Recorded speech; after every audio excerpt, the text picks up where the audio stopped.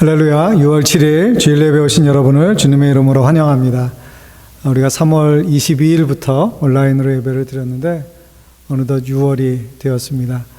속히 예배실에서 함께 모여서 또 예배할 수 있는 그런 날이 올 수 있기를 바라고요. 6월 셋째 주쯤에는 FBC에서도 현장 예배를 하려고 계획하고 있습니다. 아마 그 즈음에 우리도 같이 금요일 또 주일에 예배할 수 있으리라 기대합니다. 여러분께서 기도해 주시고 모든 일이 더 순조롭게 되어질 수 있도록 함께 마음을 모아주시기를 바랍니다. 몇 가지 교회 소식을 전하겠습니다. 주일 예배 후에 목장 식구들과 짧은 시간이라도 꼭 교제를 나누어 주시기를 바랍니다. 6월 한 달 동안 집중 새벽 기도로 화요일부터 금요일까지 줌에서 만나고 또 다른 날들은 개인적으로 말씀 묵상하고 계시는데요. 많은 분들이 참여해 주셔서 감사하고 또 다른 분들도 힘써 참석해 주셔서 함께 기도하고 또 말씀으로 은혜 받는 시간 되시기를 바라고, 설교 음성 파일을 원하시는 분들은 요청하시면 매일 아침 보내드리도록 그렇게 하겠습니다. 조이풀 클래스 5번째 모임은 6월 17일 수요일 날 해피 파더스 데이로 모이게 되어집니다. 아동부에서 주관하는데요. 가족 찬양 영상을 우리 김혜성 목사님께 보내주시면 함께 나누면서 또 은혜와 기쁨을 나누겠습니다. 참여하시는 분들에게는 특별한 선물이 있으니까 많은 관심과 참여를 부탁드립니다. 킹스웨이 페인팅하고 정리하는 것을 마무리했습니다.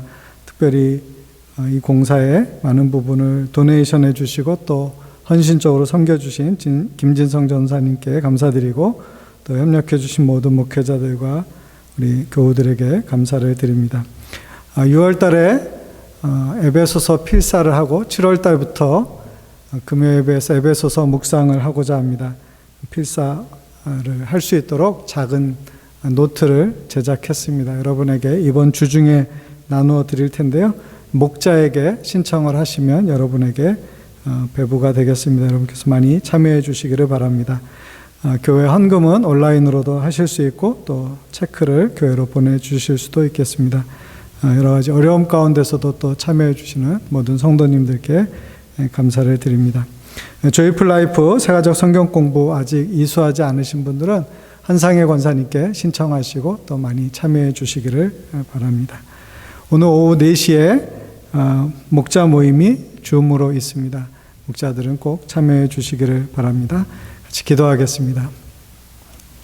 좋으신 아버지 하나님, 주의 은혜를 감사합니다. 변화가 많고 또 어려움이 있는 시간이지만 주의 은혜 안에서 한 주 한 주 시간을 보내고 있습니다. 주님, 우리를 긍휼히 여겨 주시고 우리로 하여금 이런 상황 가운데서도 주를 향한 소원을 가지고 열심을 품고 주님을 섬기며 믿음 안에서 성장하고 성숙해지게 하여 주시고 형제를 돌아보아 사랑과 선행으로 격려하며 함께 은혜를 나누는 우리 모두가 되게 하여 주시옵소서. 하나님, 우리와 우리 자신과 가정과 교회뿐 아니라 아버지 안의 나라와 민족과 열방을 위해서도 기도하고 이 세대 가운데 하나님의 뜻이 이루어지며 우리가 더 변화된 삶으로 살아갈 수 있도록 은혜 주시기를 구하는 우리 모두가 되게 하여 주시옵소서. 6월 한 달도 믿음으로 승리하는 조이풀 가족들 될 수 있도록 역사하여 주시옵소서. 어려운 중에도 기쁨과 감사로 귀한 물질을 구별하여 드리는 성도들을 기억하여 주시옵시고 하나님께서 그 손길에 복 주시며 또 여러 가지 궁핍하거나 또 어려움이 있어서 하나님의 도우심을 구하는 이들에게 하늘의 문을 여시고 하나님께서 더 큰 은혜로 채워주셔서 부족함이 없게 해주시고 늘 감사하며 주님을 섬길 수 있도록 함께하여 주시옵소서. 오늘 우리가 드리는 예배 가운데 성령으로 역사하여 주시기를 구하오며 예수님의 이름으로 기도합니다. 아멘.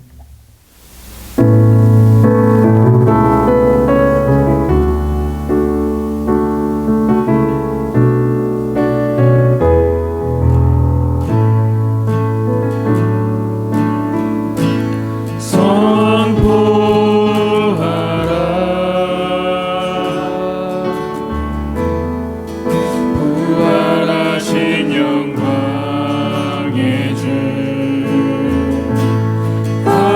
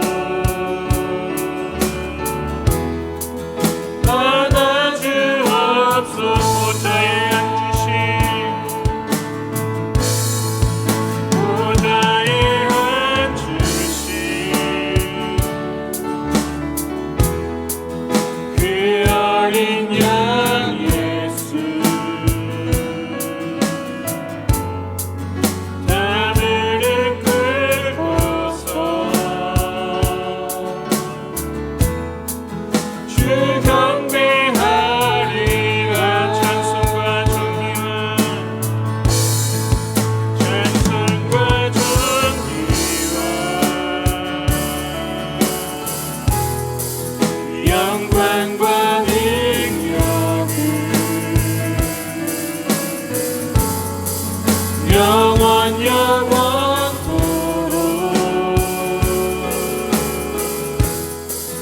받아주옵소서.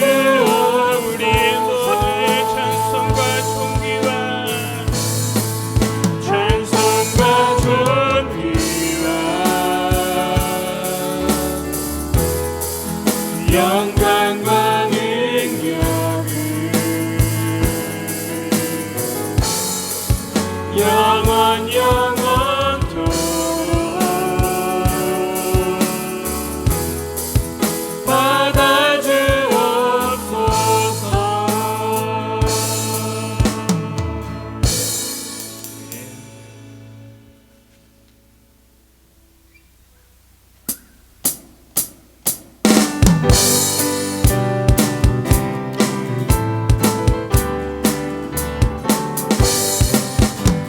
그 진리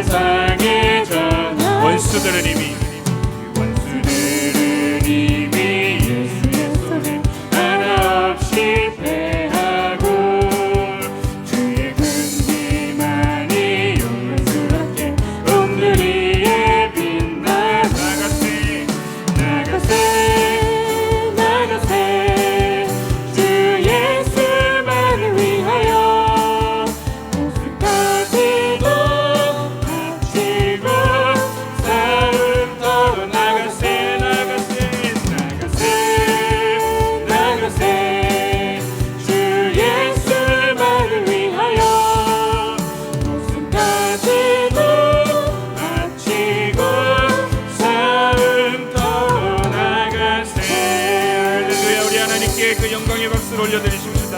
주님 감사합니다.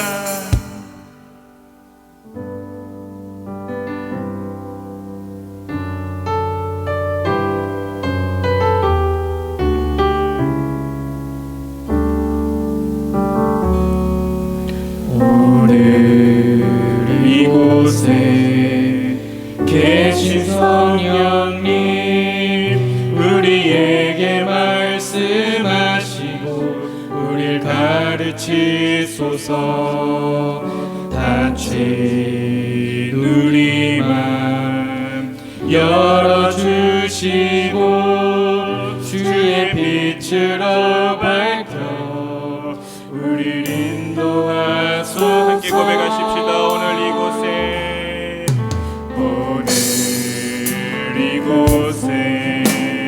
계신 성령님 우리에게 말씀하시고 우릴 가르치소서. 닫힌 우리 맘 열어주시고 주의 빛으로 밝혀 우릴 인도하소서. 주님보다 앞서지 않고 겸손하게 주님의 말씀 기다리니 주님 손에 우리 드립니다. 사랑으로 인도하소서. 오늘 이곳에 계신 성령님 오늘 이곳에 계신 성령님 우리에게 말씀하시고 우릴 가르치소서. 닫힌 우리 맘 열어주시고 주의 빛으로 밝혀 우릴 인도하소서. 주님보다 앞서지 않고 겸손하게 주님의 말씀 기다리니 주님 손에 우리 드립니다.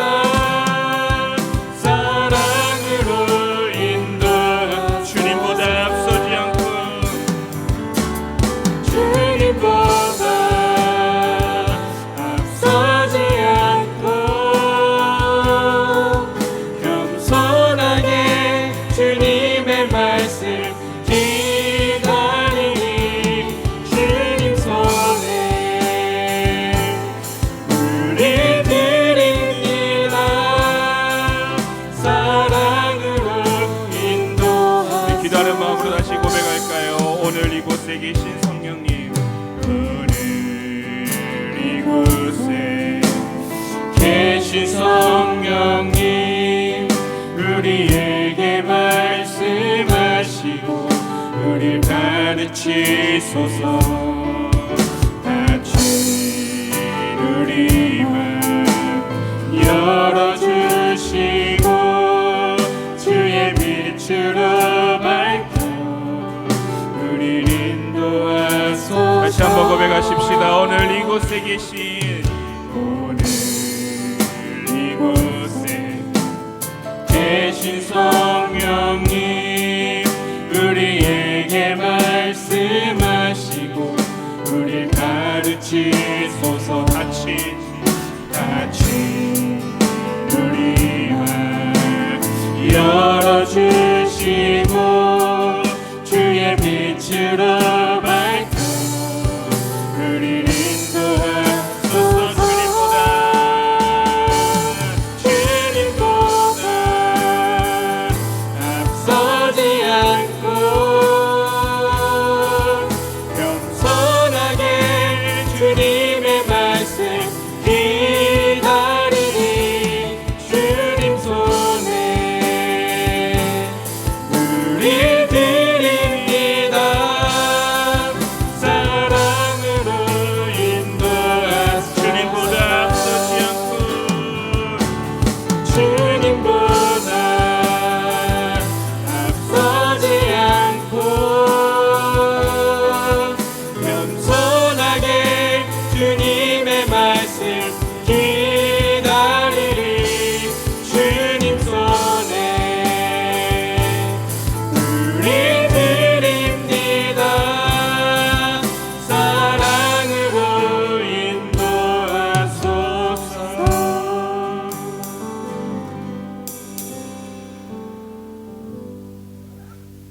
위해서 이미숙 집사님 기도해 주시겠습니다.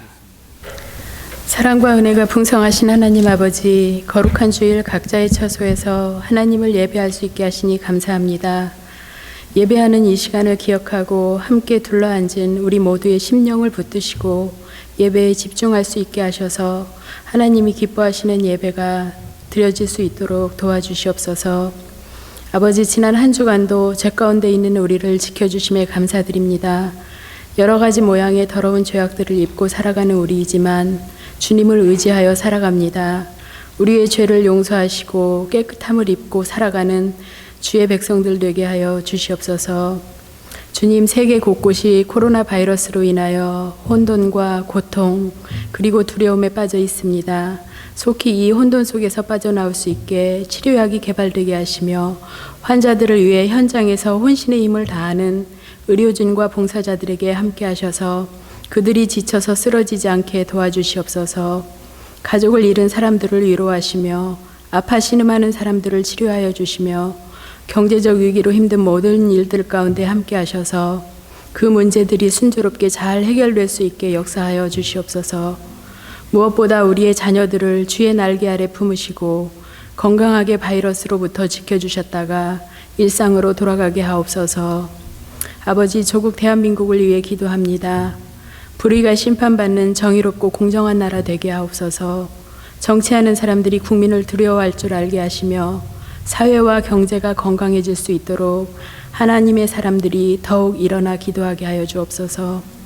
저희 조이풀교회 모든 성도들을 기억하여 주시며 비록 함께 모여 예배하지 못할지라도 각자의 자리에서 하나님을 갈망하며 말씀과 기도로 성령 충만하게 하여 주옵소서.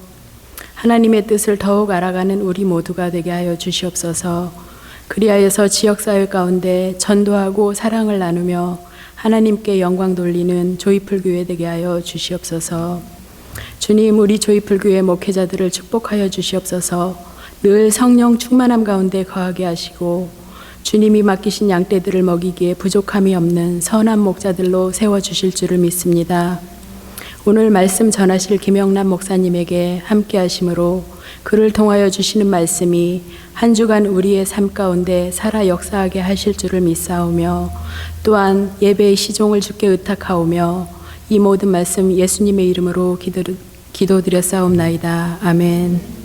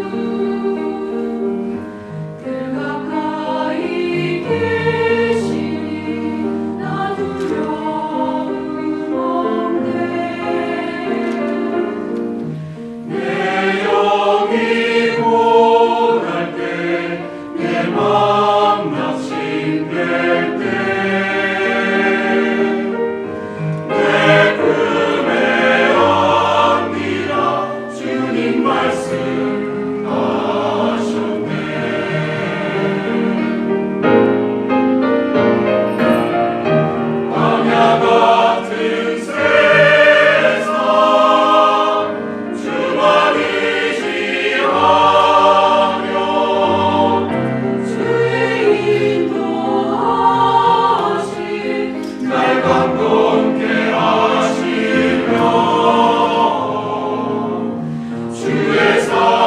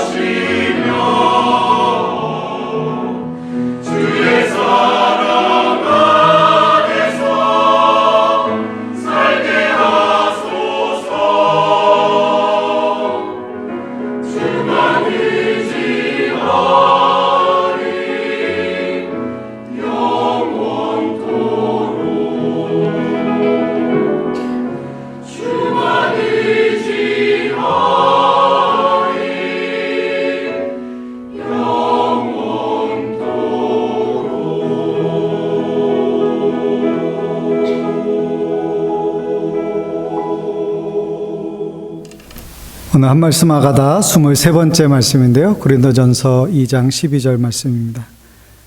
고린도전서 2장 12절 말씀. 우리 5번 같이 봉독하겠습니다. 고린도전서 2장 12절. 우리가 세상의 영을 받지 아니하고 오직 하나님으로부터 온 영을 받았으니 이는 우리로 하여금 하나님께서 우리에게 은혜로 주신 것들을 알게 하려 하심이라. 고린도전서 2장 12절. 우리가 세상의 영을 받지 아니하고 오직 하나님으로부터 온 영을 받았으니 이는 우리로 하여금 하나님께서 우리에게 은혜로 주신 것들을 알게 하려 하심이라. 고린도전서 2장 12절.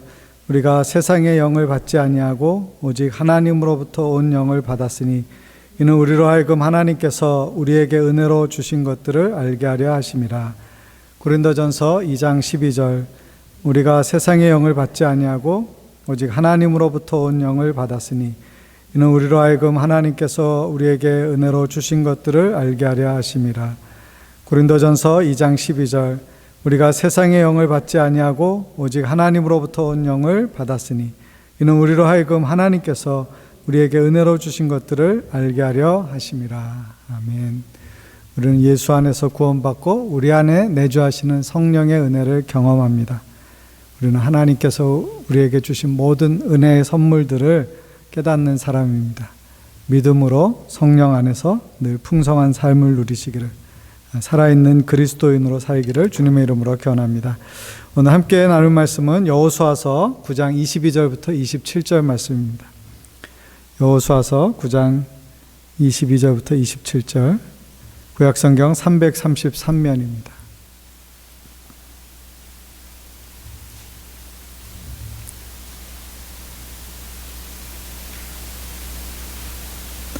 여호수아서 9장 22절부터 27절 우리 한 목소리로 봉독합니다. 여호수아가 그들을 불러다가 말하여 이르되 너희가 우리 가운데 거주하면서 어찌하여 심히 먼 곳에서 왔다고 하여 우리를 속였느냐. 그러므로 너희가 저주를 받나니 너희가 대를 이어 종이 되어 다 내 하나님의 집을 위하여 나무를 패며 물을 깃는 자가 되리라 하니 그들이 여호수아에게 대답하여 이르되 당신 하나님 여호와께서 그의 종 모세에게 명령하사 이 땅을 다 당신들에게 주고 이 땅의 모든 주민을 당신들 앞에서 멸하라 하신 것이 당신의 종들에게 분명히 들리므로 당신들로 말미암아 우리의 목숨을 잃을까 심히 두려워하여 이같이 하였나이다. 보소서 이제 우리가 당신의 손에 있으니 당신의 의향에 좋고 옳은 대로 우리에게 행하소서 한지라. 여호수아가 곧 그대로 그들에게 행하여 그들을 이스라엘 자손의 손에서 건져서 죽이지 못하게 하니라. 그날에 여호수아가 그들을 여호와께서 택하신 곳에서 회중을 위하여 여호와의 제단을 위하여 나무를 패며 물을 깃는 자들로 삼았더니 오늘까지 이르니라. 아멘. 오늘은 여호수아서 8번째 말씀으로 여호수아 9장 오늘 읽은 본문을 포함해서 함께 나누면서 실수도 하나님의 방법으로 풀라는 제목으로 같이 말씀을 나누고자 합니다. 오늘 말씀의 제목은 실수도 하나님의 방법으로 풀라. 여호수아서 6장부터 이제 여리고성에서부터 시작해서 중부 그리고 남부, 북부 지역을 차례로 점령하는 이야기가 11장까지 전개가 되어집니다. 즉 사해 바로 북쪽에 요단강 끝자락에 있었던 여리고가 이제 첫 번째 성읍이었다면 거기서부터 이제 올라가면 예루살렘이고 그 밑에가 있고 그 위에가 있습니다. 그러니까 이 첫 번째 점령한 지역이 중부 지방이라고 말할 수 있고요.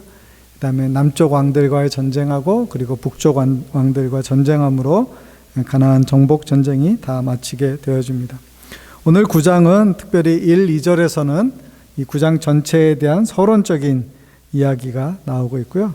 3절부터 15절까지는 기브온 사람들의 속임수와 그래서 그들로 화친하게 했던 조약을 맺었던 일에 대해서 약속했던 일에 대해서 다루고 있고요.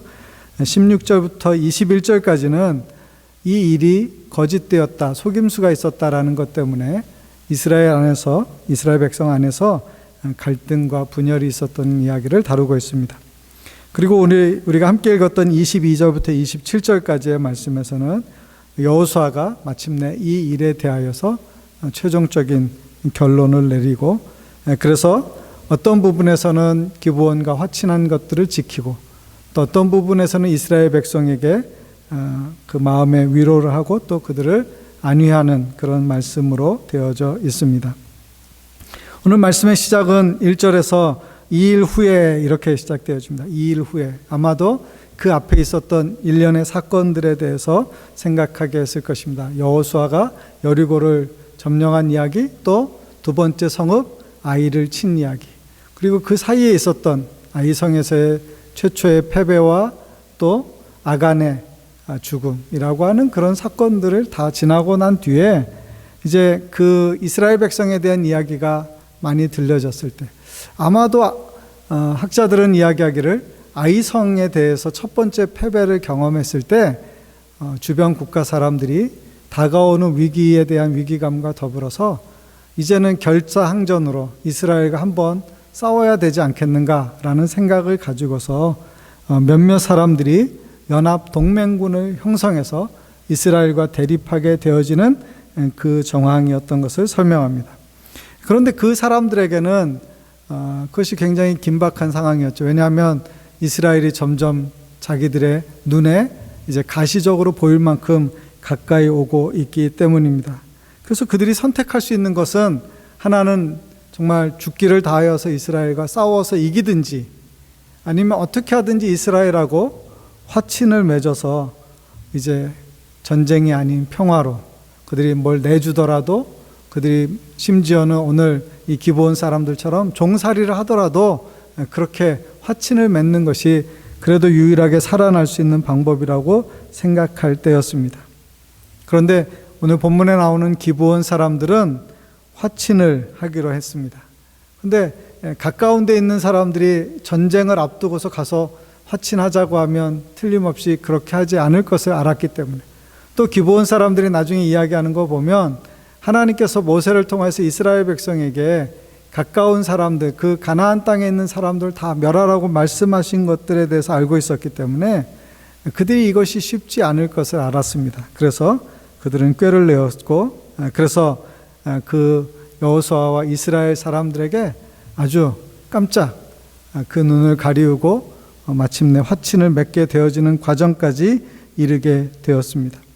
신명기 7장에 보면 7장 1절과 2절에 보시면 모세가 이스라엘에게 이미 그러한 일들에 대해서 경고한 것을 읽을 수 있습니다. 너로 치게 하시리니 그때 너는 그들을 진멸할 것이라. 그들과 무슨 언약도 맺지 말 것이요 그들을 불쌍히 여기지도 말라고 여러 번에 걸쳐서 가나안 땅에 들어갔을 때 그들이 지켜야 될 가장 중요한 일에 대해서 말씀하신 것을 우리가 기억합니다. 그런데 그들이 그만 깜빡 그것을 놓치고 있었던 것입니다.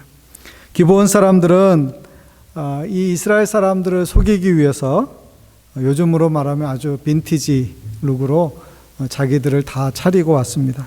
아주 헤어진 전대와 찢어진 그래서 막 이렇게 여러 번 꼬매고 꼬맸던 그런 흔적이 있는 가죽 포도주 부대를 날개에 싣고, 그 다음에 아주 낡은 신발을 신고 낡은 옷을 입고 또 다 말라서 곰팡이가 핀 그런 떡을 가지고 왔습니다.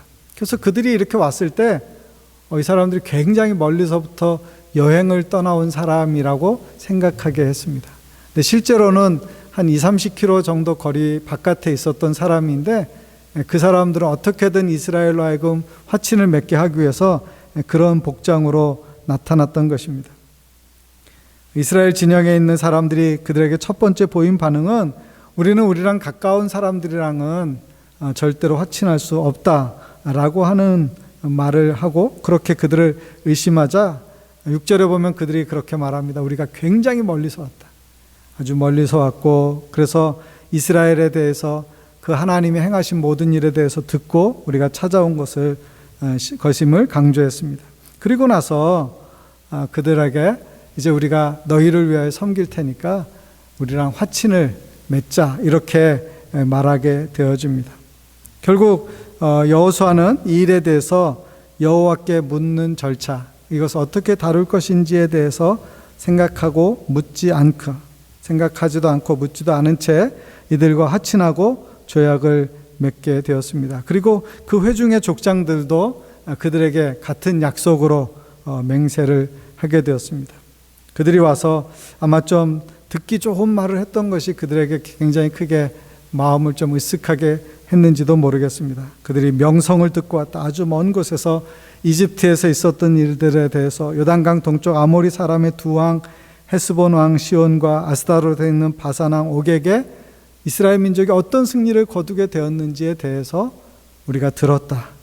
그래서 우리는 너희의 종이 될 각오로 너희와 화친하고자 왔다. 평화의 조약을 맺어달라. 이렇게 요청하게 되자 그들이 선뜻 그 일을 행하게 되었습니다. 그런데 불과 며칠이 지나지 않아서 그만 그 사람들이 그렇게 멀리서 온 것이 아니라 근처에 있는, 원래는 이 사람들이 히위 족속에 뿌리를 두고 있는 사람들인데 거기서 온 사람들이라고 하는 것이 알려지게 되었습니다. 그러자 이스라엘 사람들이 술렁이게 되었습니다. 이게 아마 탑 뉴스였을 것이고요. 기브온 사람, 가까운 데서 온 사람으로 밝혀지다. 이렇게 가지고 이제 헤드라인을 장식하고 사람들이 그런 부분에 대해서 서로 막 이야기를 나누게 됐어요. 그러니까 생각해 보면 이 사람들을 살려주면 하나님께서 말씀하신 명령을 어기게 되는 것이고, 또 이 사람들을 죽이면 하나님의 이름으로 그들과 맺은 조약을 깨트리는 셈이 되니까 이러지도 못하고 저러지도 못한 거예요. 그러면 항상 어떤 생각을 합니까? 우리 지도자들이 도대체 뭘 보고 무슨 생각으로 이 사람들하고 이렇게 자세히 알아보지도 않고 어떤 상황인지 살펴보지도 않은 채 급히 성급하게 조약을 맺어가지고 우리로 하여금 이렇게 곤란에 빠지게 하는가.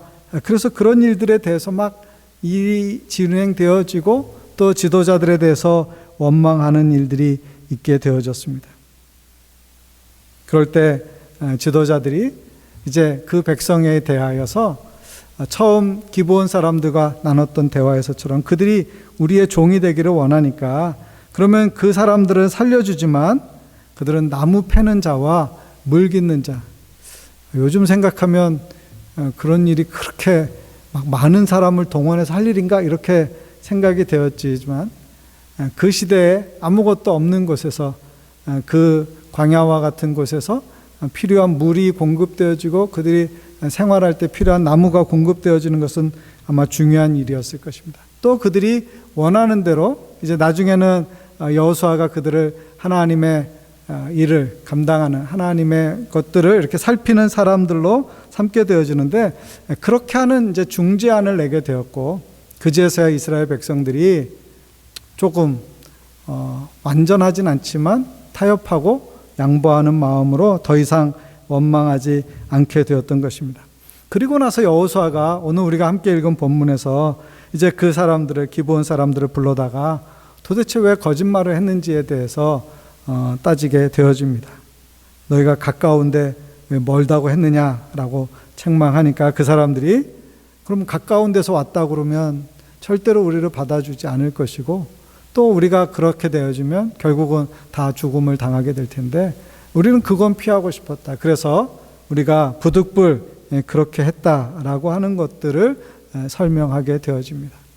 그래서 여호수아가 그 족장들과 함께 나누었던 해결책대로 그들에게는 나무를 패는 자와 물 깃는 자가 될 것에 대해서 알리고, 또 그들은 그 여호수아와 족장들의 말에 수긍하고 그렇게 행하기로 하면서 그 땅에 함께 거주하게 되었던 것입니다. 그런데 이 이야기는 사실은 조금 학자들에 의해서는 델리케이트한 부분이 있어요. 우리가 이제 가장 보편적으로는 여호수아가 이제 그 기브온 사람들에 대해서 아주 이렇게 잘 생각하지 않은 채 성급하게, 아마 아이성의 승리를 거두고 나서 다시 그 백성의 마음이 되게 흥분돼 있었는지 이 사람들이 와서 화친을 맺자고 하니까 멀리서부터도 이제 우리에 대해서 듣고 이런 관심과 또는 우리에 대해서 이렇게 우리를 섬기고자 하는 그런 마음을 갖는가? 라는 부분에서 이렇게 쉽게 판단하고, 그래서 오늘 본문에 있는 것처럼 하나님께 묻지 않은 채 그 일을 했다는 거예요. 그래서 오늘 본문에 하나님께 묻지 않았다라고 하는 부분이 굉장히 크게 부각이 되면서 이제 그 백성 여호수아와 그 지도자들의 실수에 대해서 많이 이야기하게 됩니다. 그런데 결론으로 보면 결국은 기브온 사람들이 그 땅에 살게 되어지면서 그 시작은 실수이지만 그 결론에서 보면 굉장히 또 긍정적인 좋은 효과로서도 표현이 되어지는 것을 볼 수 있습니다. 다시 말하면 그 모든 실수가 다 항상 좋은 일을 낳는 것은 아니지만 실수조차도 하나님께서 그것들을 통하여서 역사하실 때 하나님의 선한 뜻을 이룰 수 있다라고 하는 것을 보여주기 때문에, 그래서 어떤 사람들은 여호수아가 진짜 몰랐을까? 뭐 이렇게 퀘스천을 달기도 합니다. 뭐 여호수아가 정말 알았는지 혹은 정말 몰랐는지에 대해서는 우리가 성경을 근거로 해서 살펴보았을 때는 여기 그가 하나님께 묻지 않았던 것으로 보아서는 그의 분명한 실수가 있어 보입니다. 그러나 이 일 후에 그 백성들이 이것을 다루는 과정을 통해서 선한 결과를 낳는 것들, 긍정적인 결과를 낳는 것들에 대해서도 우리가 함께 교훈을 얻을 수 있습니다. 나누고자 하는 첫 번째 메시지는 우리는 다 완전하지 않습니다라는 거예요. 우리는 다 완전하지 않습니다. 그러므로 우리가 어떤 상황과 환경에서도 교만하거나 방심하지 말라고 하는 것입니다. 우리 인생에서 우리가 알지 못하는 길을 매일 걸어가잖아요. 지금 이 코비드19 이후로는 그런 일들이 훨씬 더 많아질 것이라고 하는 거예요. 자, 앞으로 세상이 어떻게 변화되어질지, 우리의 삶의 자리가 어떻게 변화되어질지, 또 우리의 신앙생활이 어떻게 변화되어질지 사실은 아무도 잘 모릅니다. 그렇기 때문에 우리는 더 하나님 앞에 겸손하게 하나님의 은혜를 구하고 하나님의 뜻을 발견하기를 힘쓰고, 또 우리의 마음을 낮추어서 하나님 앞에 참으로 하나님의 자녀로서의 삶을 온전히 살아가야 할 줄로 믿습니다. 아마 그 백성들이 말씀드린 것처럼 아이성에서의 승리 이후에 쉽게 속을 수 있는 상황이었던가, 이런 생각도 해볼 수 있게 되고요. 또 어떤 때는 정말 절대로 속을 수 없는 상황에서 사람들이 무언가 잘못된 판단을 하는 경우들이 있잖아요. 우리도 그럴 때가 있잖아요. 그걸 왜 그랬지? 그걸 샀을까? 아니면 그때 왜 그걸 거절했을까? 그때 왜 그런 결정을 했을까? 싶은 일들이 있어요. 우리가 다 멀쩡하게 생각하고 행동하고 또 살아가는 그런 삶의 자리에서 그런 일들이 일어날 수 있습니다. 특별히 하나님의 자녀로서 이 땅을 살아가는 동안에 우리는 언제나 하나님 앞에서 처음 마음을 잊지 않는, 그래서 어떤 분이 그렇게 얘기했어요. 모든 그리스도인은 항상 주 안에서 초신자여야 한다. 이 어린아이와 같은 신자가 아니라 처음에 그 초심을 잃어버리지 않아야 된다, 이렇게 강조한 것을 읽은 적이 있습니다. 다윗이 군사들이 전쟁에 나간 때 그가 오후쯤에 일어나서 아주 느긋하게 옥상을 거닐다가 밧세바를 보고 사건이 벌어졌던 것처럼 모든 사람은 연약한 부분과 또 약한 그런 모습들을 가지고 있기 때문에, 어떤 인간도 완벽하거나 완전하지 않기 때문에 우리가 우리 자신에 대해서 우리의 연약함이나 실수가 일어나지 않을 것이라고 스스로 이렇게 자신을 너무 지나치게 높여 생각하지 않도록 주의해야 한다라고 하는 것입니다. 그렇지 않으면 사람들이 쉽게 넘어지고 교만한 마음을 가져서 하나님의 뜻을 어길 수 있다라고 하는 것입니다. 말라기서 4장 1절에 이렇게 기록되어 있습니다. 같이 한번 읽겠습니다. 만군의 여호와가 이르노라, 보라 용광로 불같은 날이 이르리니 교만한 자와 악을 행하는 자는 다 지푸라기 같을 것이라. 그 이르는 날에 그들을 살라 그 뿌리와 가지를 남기지 아니할 것이로되. 교만한 사람들을요, 용광로에 불 같은 것이 임하여서 다 태우게 되어지는데 그 사람들은 지푸라기와 같을 것이다. 여러분, 쇠를 녹이는 용광로인데 지푸라기와 같은 존재들이라면 아마 그 불기운에 그냥 거기 미치기도 전에 다 타버릴 것입니다. 사람이 스스로의 마음을 높여서 교만하게 행동할 때 그렇게 되어진다는 것을 경고하고 있는 것입니다. 그러므로 우리는 하나님의 은혜와 지혜를 구하는 사람이 되어야 할 줄로 믿습니다. 기브온 사람들이 결국은 이스라엘 백성을 속였지만, 그러나 그들로서는 살아날 수 있는 최선의 방책, 화친하기를 구하였던 것입니다. 우리가 이 기브온의 속임을, 거짓된 것을 우리가 칭찬하거나 그것을 이렇게 좋게 여길 필요는 없겠지만, 그럼 우리가 이 사건에서 얻을 수 있는 교훈은 무엇입니까? 우리가 살아가기 위해서, 우리가 하나님께 영광 돌리기 위해서 하나님의 백성으로 이 땅을 살아가는 동안에 하나님을 선택하는 것은 중요하다는 거예요. 때로 우리가 두 가지 방법, 이 가나안 땅의 사람들처럼 죽느냐 화친하느냐 둘 중에 하나인 것처럼, 하나님에 대해서도 하나님의 뜻을 따르느냐 아니면 하나님을 거스리고 대적하고 하나님이 원치 않는 길을 가서 하나님 앞에 징벌과 심판을 받게 될 것인가 라고 하는 이런 이슈가 우리에게 생긴다면, 저와 여러분은 그리스도인으로서 당연하게 제정신을 가지고서는 하나님의 편을 택하고 또 하나님과 함께하고 하나님과 화친하고 하나님과 화목하는 것을 선택하게 될 것입니다.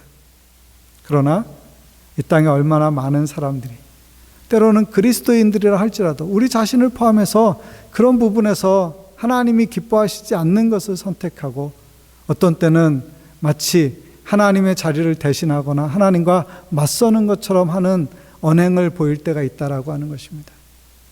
주의하십시오. 우리는 완전하지 않습니다.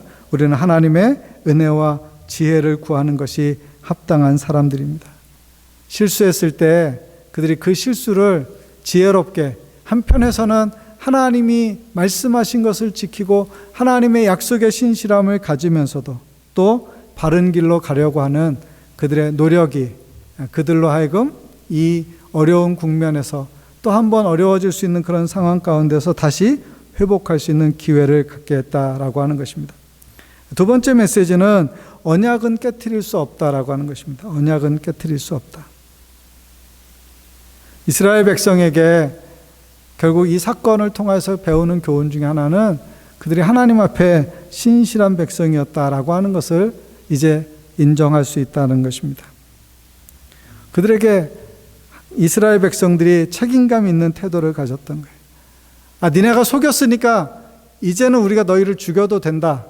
아니면 너희에 대해서 너희도 우리한테 그렇게 했으니까 우리가 그것을 갚아도, 심지어는 보복해도 너희 할 말이 없어. 너희가 먼저 잘못한 거잖아 라고 말할 수 있는 상황에서도 그들이 그 화친하는 조약을 맺은 것이 하나님 앞에서 하나님의 이름으로 맺었다라고 하는 것들을 기억할 때, 그들이 내부적으로는 갈등하고 아픔이 있었지만 그 기브온 사람들에 대해서는 함부로 그들을 적대시하여 그들에게 공격적인 태도를 보이지 않습니다. 지도자들은 이 상황을 풀어내기 위하여서 그 백성들을 오히려 설득하는 모습을 보여줍니다.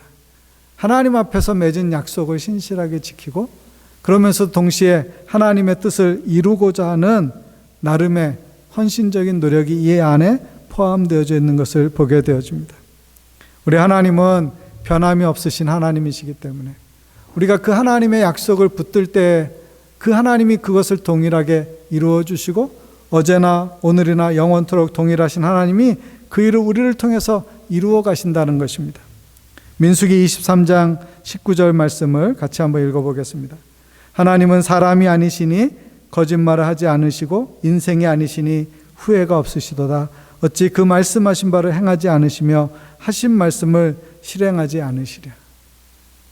저와 여러분이 하나님의 이름으로 행한 것들에 대하여서는 하나님 앞에 책임 있는 그리스도인이 되어야 하고, 또 우리 자신이 그런 걸로 인하여서 때로는 손해를 보는 상황이 되더라도, 우리의 것을 잃어버리거나 포기하는 상황 가운데서도 하나님 앞에 그것을 신실하게 지켜내야 한다라고 하는 것입니다. 전도서 5장 2절에서는 그래서 하나님 앞에서 이런 일이 있을 때 우리가 우리 자신을 지켜서 주의할 것에 대해서 경고하고 있습니다. 전도서 5장 2절 말씀 같이 한번 읽습니다. 너는 하나님 앞에서 함부로 입을 열지 말며 급한 마음으로 말을 내지 말라. 하나님은 하늘에 계시고 너는 땅에 있음이니라. 그런즉 마땅히 말을 적게 할 것이라. 이 전도서 5장의 말씀은 뭐냐면요, 하나님 앞에 나아갈 때 급하다고 해서 막 이야기하지 말라는 거예요. 성경에서 간혹 이런 경우를 서원기도라고 표현하기도 합니다. 언약이라고도 말합니다. 그러나 그것은 신실하게 지켜야 한다는 것을 말합니다. 하나님 앞에서 신실한 사람은 사람에게도 하나님의 이름으로 행한 것들에 대해서, 또 사람에 대해서도 내가 그리스도인으로서 다른 사람들에 대하여서 내 말과 행동에 대하여 책임을 지는 사람이 되는 것은 합당하다라고 하는 것입니다. 그러면서 여기에서 가르쳐주는 교훈은 뭐냐면 하나님을 속이지 말라고 하는 것입니다. 하나님을 함부로 대하지 말라고 하는 것입니다. 이스라엘 백성은 그 상황 가운데에서 그들이 분명하게 그 기브온 사람들의 거짓말을 알고 있었어요. 그러나 그들에 대해서 하나님과 맺은 언약 때문에 그들을 단번에 보복하거나 공격하지 않습니다. 오히려 그 중재를 받아들여서 그들에게 약속한 대로 그들을 살려주고, 그러나 또 그들에게 타협한 대로, 그들이 말한 대로 그들을 종이 되게 하여서 그곳에 장작을 패고 또 물을 깃는 사람으로 살아가게 해줍니다. 생명을 유지시켜주고 또 그 할 일을 나누어 주면서 그들이 함께 살아가는 것을 이루게 되어졌던 것입니다. 그리스도인으로서 우리는 이 땅 가운데서 하나님의 자녀답게 살아야 합니다. 교회는 교회다워야 하고 성도는 성도다워야 합니다. 우리가 모든 것을 행할 때 하나님 앞에서 하나님 보시기에도 아름다워야 할 뿐만 아니라 세상 보기에도 아름다워야 한다는 것입니다. 오늘날 많은 교회와 또 지도자들, 목회자들을 통하여서 이 땅 가운데 하나님의 영광이 가려지는 일들이 얼마나 자주 일어납니까? 사람들은 그들이 하나님의 사람들이기 때문에 무언가 다를 것처럼 생각해요. 그러나 하나님을 참으로 경외하지 않는 그런 어리석은 모습들을 보여줄 때 우리가 함께 안타까워하고 아파하는 상황이 되기도 합니다. 하나님은 하나님이십니다. 그리고 하나님의 말씀에 대해서는 우리가 신실함을 보이는 것이 우리가 마땅히 보여야 할 태도인 것입니다. 이스라엘 백성이 그것을 지키려고 노력했던 것처럼 우리도 그 말씀 앞에서는 하나님의 사람들이 되시기를 주님의 이름으로 기원합니다. 마지막 세 번째 메시지는 하나님의 방법으로 풀어야 한다는 것입니다. 하나님의 방법으로 풀어야 된다. 지도자가 이 일을 해결하는 데 있어서 먼저는 백성들의 염려와 근심을 헤아립니다. 그들이 같이 살아서 우리 안에서 우리가 절대로 그들에게 대해서 손댈 수 없다면 앞으로 무슨 일이 벌어질 때 어떻게 되어질까?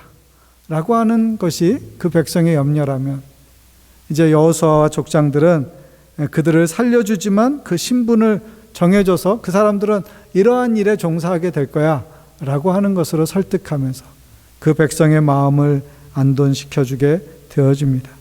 그리고 기브온 사람들에 대해서는 그들이 거짓말을 하고 속임수를 썼던 것에 대해서 강하게 질책합니다. 그러나 그들의 생명을 손상시키지 않습니다. 그것을 보존하여 주고 그들로 하여금 종으로 살게 합니다. 그들은 하나님 앞에서 약속한 그것을 지켜나갔던 것입니다. 기브온 사람들은 그들이 죽을 수밖에 없는 자리에 있었지만, 전쟁에 나간다면 전멸할 수밖에 없는 상황 가운데 있었지만, 그들이 들었던 그 하나님에 대한 명성, 이스라엘 백성에 대한 소식을 듣고 그 하나님 앞에 두려워서 엎드리게 될 때, 그 이스라엘 백성과 화친함으로 살고자 했을 때 생명의 길이 열리는 것을 보게 되어집니다. 그들이 비록 실수하고 또 잘못된 판단이 있었지만 결국은 이 결과를 통하여서 기브온 민족은 살림을 받는 귀한 생명의 기회를 얻게 되었던 것입니다. 기브온족이 하나님의 백성과 연결되었을 때 비록 그들이 그렇게 종으로 사는 것이 저주 같아 보이지만, 그러나 성경의 뒷이야기들을 읽어보면, 그 이후의 역사적인 사건들을 살펴보면 그들의 하나님의 은혜를 경험한 것도 우리가 읽을 수 있습니다. 특별히 그들은 하나님의 전에서 하나님께 예배하는 장소를 섬기는 사람들로 부르심을 받습니다. 그래서 이 여호수아 때에도 그들이 특정한 지역과 일을 맡도록 구분되었지만 그 이후에도 그들이 이스라엘 가운데 살면서 계속 그런 일들을 했습니다. 시편 84편 10절에 보시면 다윗이 이런 고백을 하죠. 주의 궁정에 산 날이 다른 곳에서 첫날보다 나은즉 악인의 장막의 거함보다 내 하나님의 문지기로 있는 것이 좋사오니. 그런데 이 기브온 사람들은 그렇게 하나님께 예배하는 사람들로 다윗 시대에서부터 또 심지어는 에스라 시대에도 성전에서 수종드는 자로 있었습니다. 느헤미야서에 보면 이스라엘 백성들과 그들이 함께 거주하게 됐습니다. 그러니까 이스라엘은 완전히 순수 혈통이 아니라 그들 가운데는 많은 사람들이 같이 애굽에서부터 나오기도 하고 또 그 중에 거하는 사람들이 하나님을 경외하는 신앙으로 바뀌게 되었을 때 그 함께 공동체를 이루는 것을 경험하게 되었던 것입니다. 여기에 그들이 하나님의 성전을 섬기는 종이라는 단어가 히브리어의 에베드라는 단어인데 그 에베드라는 단어가 다른 말로는 예배자라는 단어를 같이 포함하고 있습니다. 그 백성이 함께 하나님을 섬기는데 그들이 쓰임을 받게 되었던 것입니다. 어떻게 보면 이스라엘 백성이 실수하였지만 그들이 하나님을 참으로 경외하는 사람들로서 함께 살아가게 됨으로써 이스라엘을 통해서 열방이 하나님을 경외하게 되는 그 일이 한 걸음 진전되게 되었던 것입니다. 이스라엘 백성은 그들을 품고 그들이 함께 살아갈 수 있는 기회의 문을 열어줍니다. 오늘날에 20세기, 21세기를 지나면서 인류에게 특별히 코비드-19을 지나면서 공존하는 것에 대한 새로운 관심들이 많이 일어나고 있습니다. 지난주에도 잠깐 언급했던 미네아폴리스에서 조지 플로이드라는 사람이 8분 46초 동안 무릎으로 목이 눌린 상태에서 결국은 세상을 떠나게 되어집니다.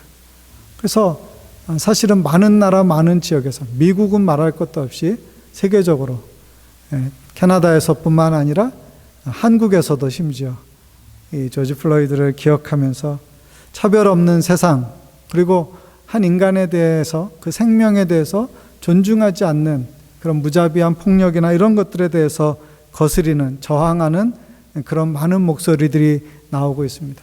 미국에서는 그래서 그 8분 46초를 기념해서 추념식에서 8분 46초 동안 우리가 이렇게 보통 뭐 묵념하거나 어떤 기림을 할 때 시간이 보통 뭐 30초, 1분 정도 하잖아요.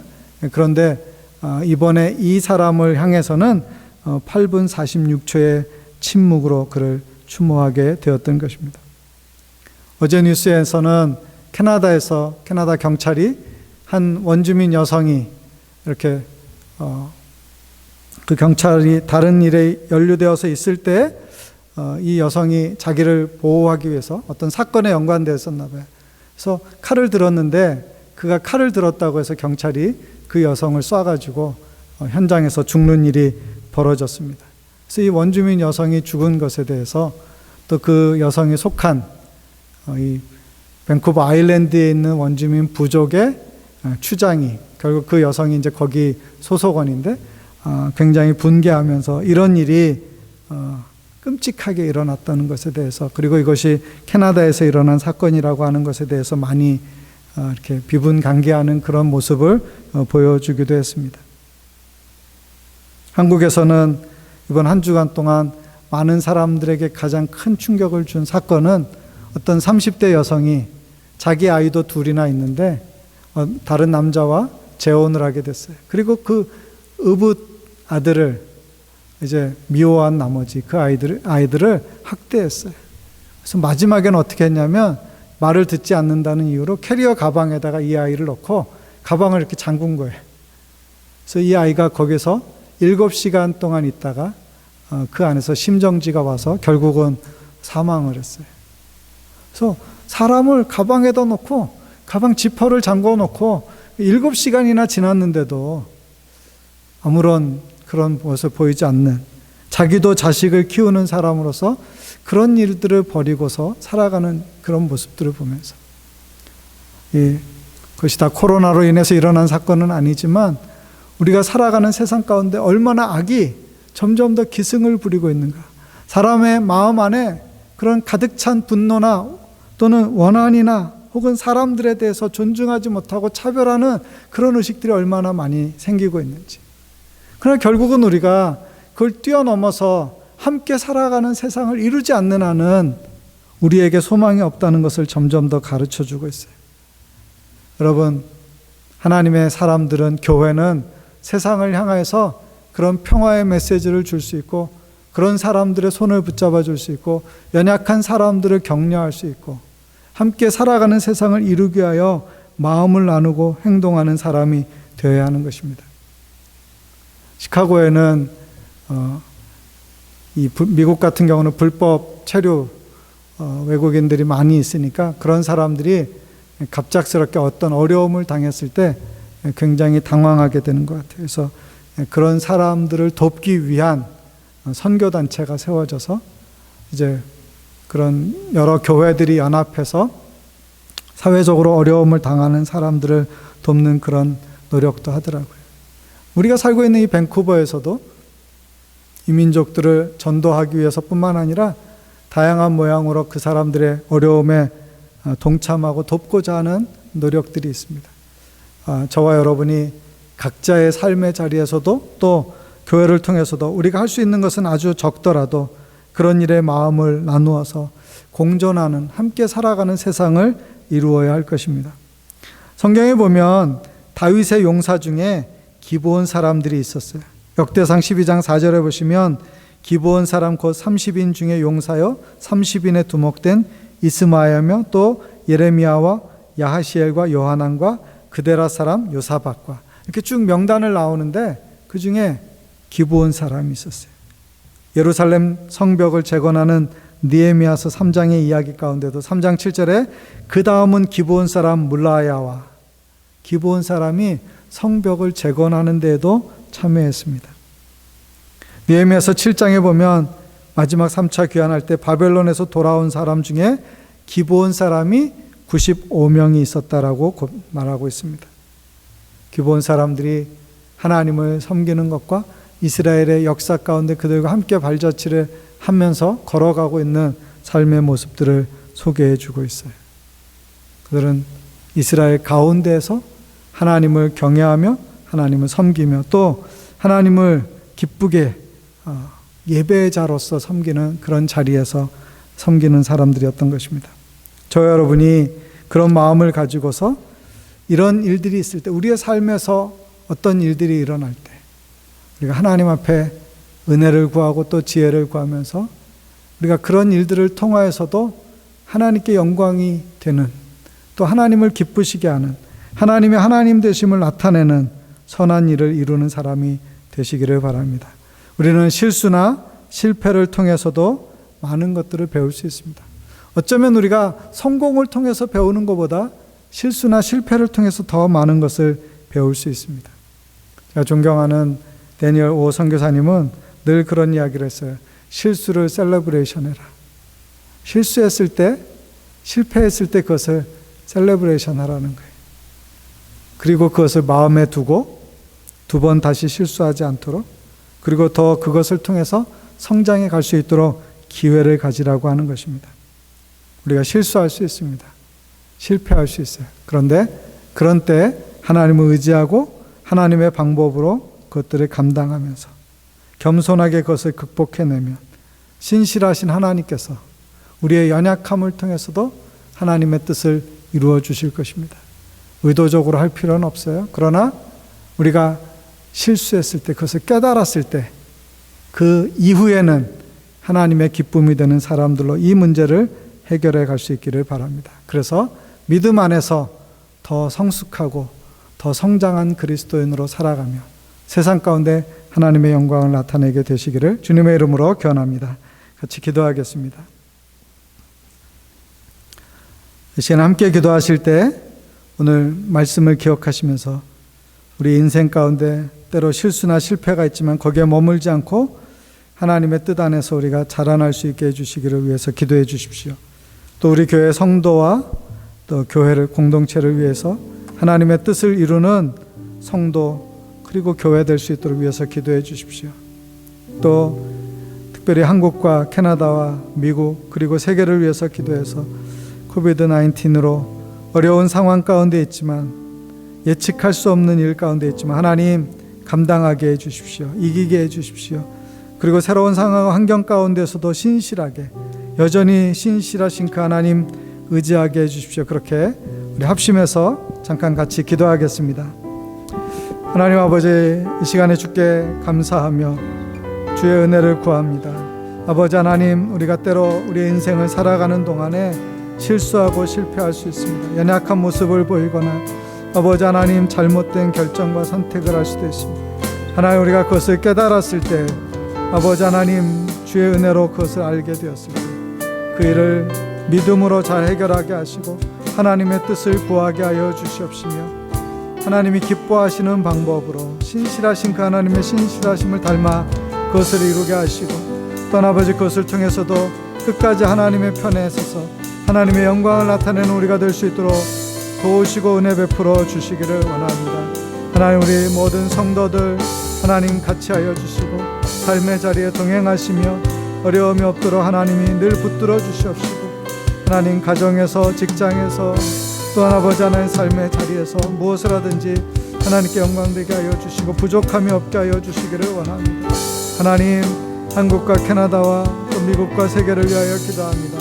어려움 가운데 있는 여러 지역과 상황과 환경을 살피시고 아버지 하나님 그곳 가운데 하나님의 선한 은혜가 있어서 잘 감당하고 이기고 아버지 다시 회복하는 생명의 역사를 이루는 일이 있게 하여 주시옵소서.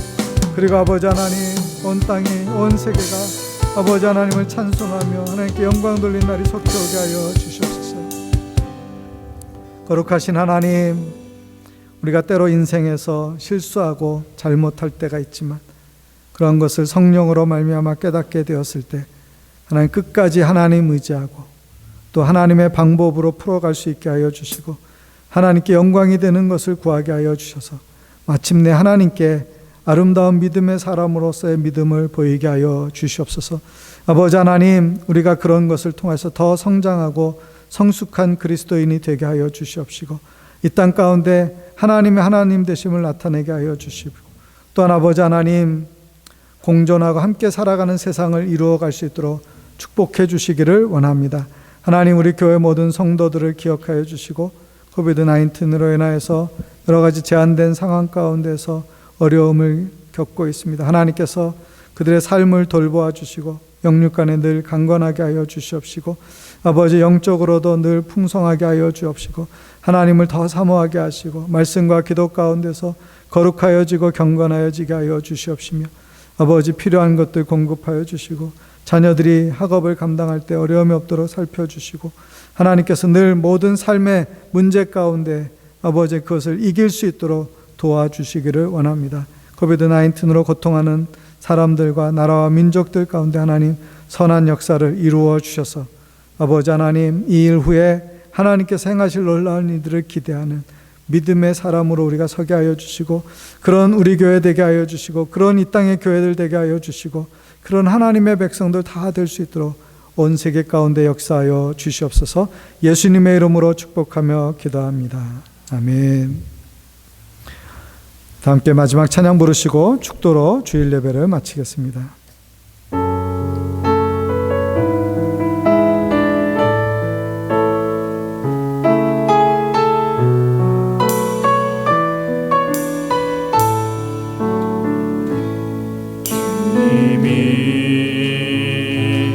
주신 땅으로 한 걸음씩 나아갈 때에 수많은 적들과 견고한 성이 나를 두렵게 하지만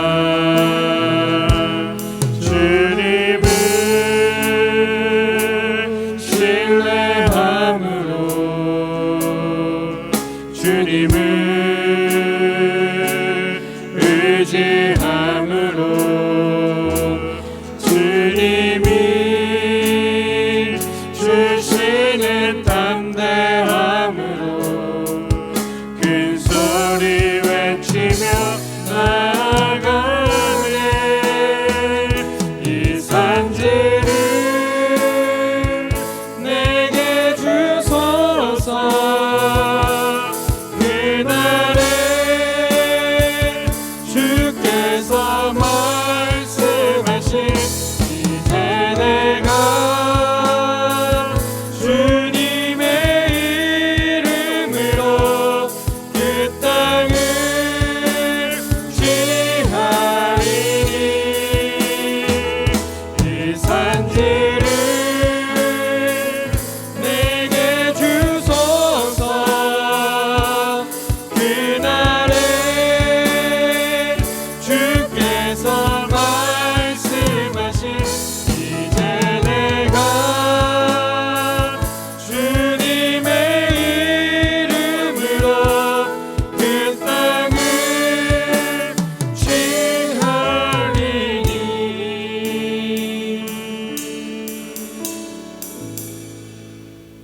이제는 우리 주 예수 그리스도의 은혜와 아버지 하나님의 크고 놀라운 신 사랑과 성령님의 보호하시고 도우시는 은총이 실수했고 실패했을 때라도 하나님을 의지하고 하나님의 방법으로 풀어 하나님께 영광 돌리기를 소원하며 그 안에서 믿음으로 자라기를 소원하는 모든 주의 자녀들과 가정과 교회와 나라와 민족 위에 이제로부터 영원토록 함께 하시기를 간절히 축원하옵나이다.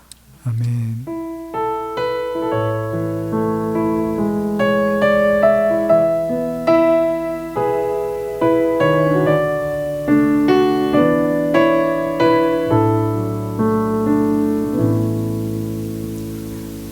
감사합니다. 주일 예배를 마쳤습니다. 성도들과 즐거운 교제도 나누시고 또 즐거운 점심시간도 되시기를 바랍니다. 다음 주에 뵙겠습니다. 감사합니다.